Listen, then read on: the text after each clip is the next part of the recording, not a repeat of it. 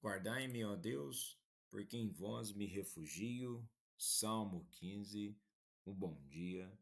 Em nome do Pai, do Filho e do Espírito Santo. Amém. Recorramos sempre à poderosa intercessão de Maria Santíssima, nossa Mãe, e de São José, o Justo. Na liturgia de hoje celebramos o ofício da memória de São Bonifácio, bispo e mártir. Ele diz assim: permaneçamos firmes na justiça e preparemos nossas almas para a aprovação. Podemos assim entender que a nossa vida é um contínuo preparo, que a nossa vida, mesmo buscando sermos virtuosos, nós estamos nos resguardando e nos fortalecendo contra a aprovação. Na primeira leitura de hoje, em Atos dos Apóstolos, capítulo 22, versículo 30 e capítulo 23, dos versículos 6 a 11, temos um contexto após a prisão de Paulo em Jerusalém, onde ele é conduzido ao Sinédrio, o conselho religioso dos judeus. E sabendo das divisões internas entre fariseus, que acreditavam na ressurreição, e saduceus, que não acreditavam, Paulo sabiamente coloca o foco no cerne da fé cristã, a ressurreição dos mortos, especialmente em Cristo. E ele, ao dizer a esperança da ressurreição dos mortos, coloca o verbo no genitivo, que indica que a esperança está enraizada na ressurreição, não em Paulo. E com isso indica uma presença ativa e fortalecedora do Senhor. Não há uma visão, mas uma ação direta e pessoal de Cristo. E é interessante que São João Crisóstomo vai dizer assim: Paulo não mente ao dizer-se fariseu, pois o era de fato. Mas ele usa de prudência espiritual ao apontar a ressurreição como causa de seu julgamento, pois esta é a pedra angular de nossa fé. E Santo Agostinho diz que o Senhor consola Paulo dizendo que deve ir a Roma, onde há temor humano. Deus envia sua presença. Onde há missão, Deus dá força. E nesse sentido, ao reconhecer que o ambiente é hostil e dividido, em vez de reagir com raiva ou medo, Paulo fala com inteligência espiritual. E hoje nós precisamos saber quando e como testemunhar a verdade do Evangelho com prudência, especialmente em ambientes polarizados.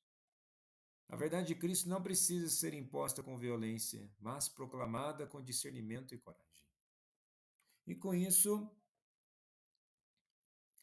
quando tudo parece incerto, quando Paulo é quase morto e sua missão parece interrompida, é o próprio Cristo quem aparece e diz: coragem.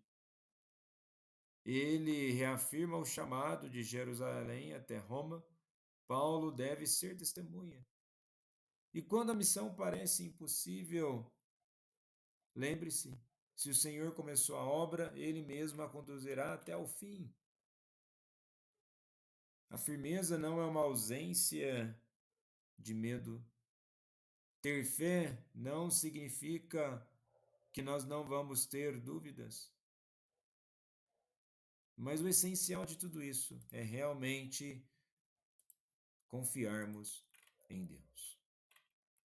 E no Evangelho de hoje, em João capítulo 17, dos versículos 20 ao 26, temos aqui Jesus que não ora só pelos apóstolos, mas por todos que irão crer, ou seja, ele está intercedendo por mim e por você aqui e agora.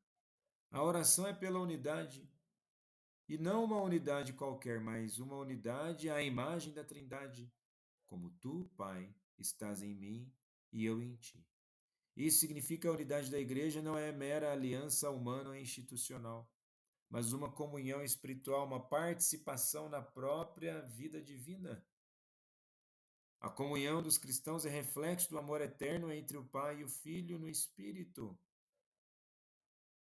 E há uma continuidade aqui. Dá-lhes a glória que me deste. Olha que bonito isso aqui. Aqui, glória não é apenas brilho e esplendor, mas o amor do Pai revelado no Filho.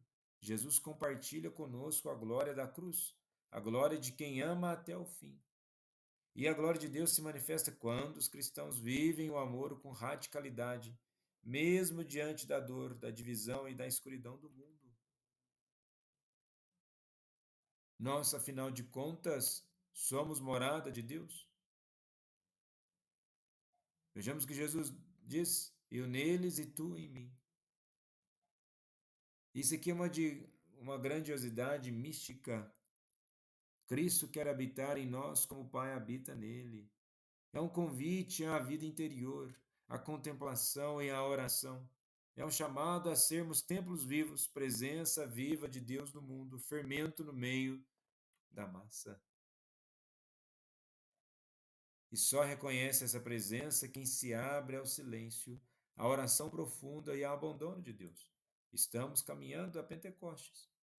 Muitas vezes as pessoas têm uma falsa ideia, imagem acerca de Pentecostes, que é algo com muito barulho, de uma vivacidade exterior, mas a primeira contemplação no Espírito é uma contemplação de silêncio, e a vivacidade está no interior, onde habita a consciência humana, e a partir de tal consciência em comunhão íntima com Deus, surge uma dimensão de amizade tão profunda que altera, que transforma, que faz transbordar interiormente a presença e a graça de Deus.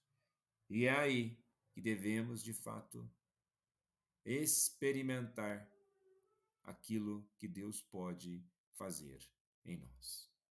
São Bonifácio, rogai por nós. Jesus, manso e humilde de coração, fazei o nosso coração semelhante ao vosso.